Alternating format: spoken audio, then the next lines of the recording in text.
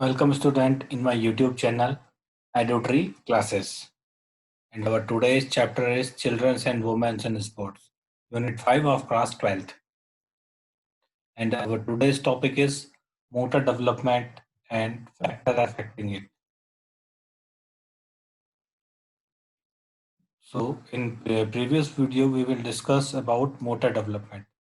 Motor development क्या होता है? Motor development means बॉडी में बर्थ से लेके डेथ तक जो जो चेंजेस आते हैं वो कहलाते हैं मोटर डेवलपमेंट। मोटर डेवलपमेंट के टू पार्ट्स हैं, gross motor development and fine motor development. Gross motor development में हमारी लार्ज मसल्स वर्क करती हैं और फाइन मोटर डेवलपमेंट में स्मॉल मसल्स। मोटर डेवलपमेंट को 3 स्टेजेस में डिवाइड किया गया है।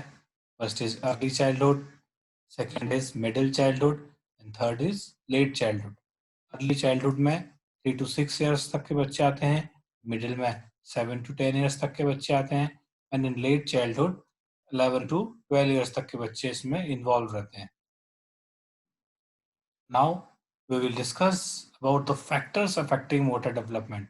ऐसे कौन कौन से फैक्टर्स हैं जो मोटर डेवलपमेंट को अफेक्ट करते हैं। So there are 8 points which affects our motor development. The first one is biological factor, second one is opportunity, third environmental factor, fourth nutrition, fifth sensory impairment, and sixth posture deformities, and seventh obesity, and eighth physical activities. तो ये 8 point हैं जो हमारे motor development को किसी न किसी तरीके से अफेक्ट करते हैं। तो सबसे पहले हम डिस्कस करेंगे बायोलॉजिकल फैक्टर के बारे में।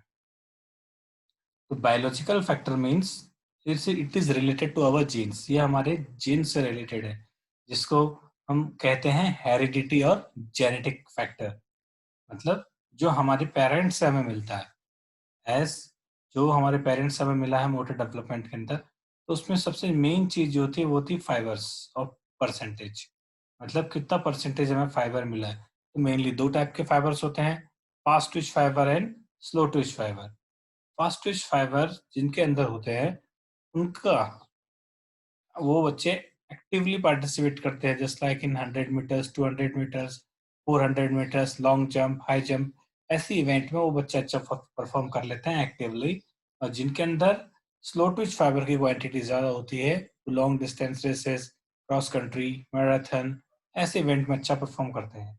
और ये जेनेटिकली है, जिनके अंदर फास्ट फाइबर ज़्यादा होंगे वो उनकी बॉडी का मोटर डेवलपमेंट उस हिसाब से होगा, और जिनके अंदर स्लो होंगे उनका बॉडी का डेवलपमेंट उनकी बॉडी के रेट और एबिलिटी के हिसाब से होगा। Second one is opportunities. Opportunities also play important role in affecting motor development. Motor development को अफेक्ट करने में अपॉर्चुनिटी बहुत इंपॉर्टेंट रोल प्ले करती है, क्योंकि बच्चों को जितनी ज्यादा एम्पल अपॉर्चुनिटीज मिलेंगी फिजिकल एक्टिविटी या पार्टिसिपेट करने की, बच्चे का परफॉर्मेंस उतना अच्छा डेवलप होगा। बच्चा जितना ज्यादा से ज्यादा एक्टिविटीज में परफॉर्म करेगा, उसके मोटर डेवलपमेंट की ग्रोथ उतनी तेजी के साथ होगी।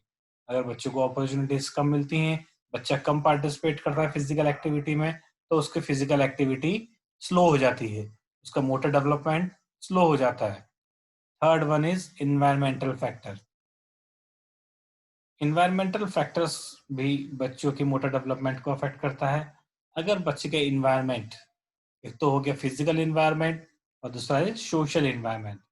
फिजिकल इन्वायरमेंट तो अच्छा ही होता है बच्चों का, लेकिन जो सोशल इन्वायरमेंट है कि आसपास जो लोग हैं वो बच्चे को कितनी अपॉर्चुनिटीज दे रहे हैं, कितना इंकरेज कर रहे हैं, कितना मोटिवेट कर रहे हैं। अगर उसके पेरेंट्स, उसके सराउंडिंग्स में रहने वाले उसके रिलेटिव्स, उसके नेबरहुड वाले नेबर्स उनको कितना मोटिवेट कर रहे हैं फिजिकल एक्टिविटी में पार्टिसिपेट करने के लिए, तो अगर वो मोटिवेट करेंगे तो उसका मोटर डेवलपमेंट अच्छा होगा, क्योंकि वो ज्यादा से ज्यादा फिजिकल एक्टिविटी में पार्टिसिपेट कर रहा है।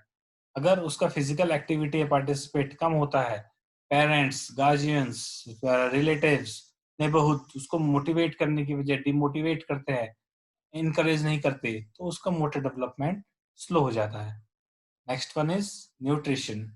Nutrition also play a very important role to affect the motor development, क्योंकि फूड प्रमोट्स अवर गुड मोटर डेवलपमेंट, क्योंकि फूड हमारे मोटर डेवलपमेंट को अच्छी तरह अफेक्ट करता है। अगर आपका प्रॉपर न्यूट्रिशन होगा तो आप स्ट्रांग होंगे, और अगर स्ट्रांग होंगे तो अल्टीमेटली आपका जो मोटर डेवलपमेंट होगा वो अच्छा होगा। ऑन द अदर हैंड, अगर आप न्यूट्रिशन प्रॉपर नहीं लेते हैं तो आपके अंदर एनर्जी की क्वांटिटी कम रहेगी, मोटर डेवलपमेंट भी स्लो प्रोसेस के साथ होगा। Next one is sensory impairment. Sensory impairments means कोई ना कोई, मतलब नॉर्मल बच्चे उसके अंदर इंक्लूड नहीं होते हैं, जैसे for example visual impairment, hear impairment, etc. तो ऐसे बच्चे भी मोटर डेवलपमेंट के अंडर आते हैं। उनका जो मोटर डेवलपमेंट है वो नॉर्मल बच्चों से अलग होता है। क्यों? क्योंकि वो किसी किसी न किसी इम्पेयरमेंट से सफर कर रहे हैं। तो अगर उनका विजुअल या हियरिंग इम्पेयरमेंट है तो उसका अफेक्ट उसके मोटर डेवलपमेंट में पड़ता है। Next one is postural deformities. Posture deformities means आपका पोस्चर का आउट ऑफ फॉर्म होना, मतलब डिफॉर्म होना। For example flat foot, knock knees, bow legs, spine से related deformities just like lordosis, kyphosis, scoliosis. तो ये जो पोस्चर डिफॉर्मिटीज हैं ये हमारी मोटर डेवलपमेंट को अफेक्ट करती हैं। अगर हम किसी पोस्चर डिफॉर्मिटी से अफेक्ट करेंगे तो हमारा मोटर डेवलपमेंट स्लो रेट के साथ होगा। अगर हम फिट हैं तो हमारा मोटर डेवलपमेंट एक अच्छे रेट के साथ होता है। नेक्स्ट है हमारा obesity. Obesity also play important role in affecting motor development. Obesity means आप ओबेसिटी की कैटेगरी में आ गए हैं। अगर आपका BMI, body mass index above 30 है, 30 और अबव 30 है, तो आप ओबेसिटी की कैटेगरी में एंटर कर चुके हैं। ओबेसिटी की कैटेगरी में एंटर करते हैं, आप ओवरवेट हो जाते हैं, तो आपके अंदर का एंथुजियाज्म फिजिकल एक्टिविटी में पार्टिसिपेट आपको करने नहीं देता। आप लेथार्जिक हो जाते हैं, आप आलसी हो जाते हैं, आपको लेजी फील करते हो आप फिजिकल एक्टिविटी में पार्टिसिपेट करने के लिए। तो ये आपको अनकंफर्टेबल फील करता है, इसकी वजह से आपका मोटर डेवलपमेंट अफेक्ट होता है। And our last point is physical activity. Physical activity also enhance our motor development at faster rate. If we participate in physical activity regularly, then our motor development developed at a faster rate. अगर हम ज़्यादा से ज़्यादा physical activity में participate करेंगे तो हमारा motor development faster rate के साथ होगा, अदरवाइज मोटर डेवलपमेंट हमारा स्लो हो जाएगा। तो ये 8 के 8 पॉइंट हमारे मोटर डेवलपमेंट को अफेक्ट करते हैं।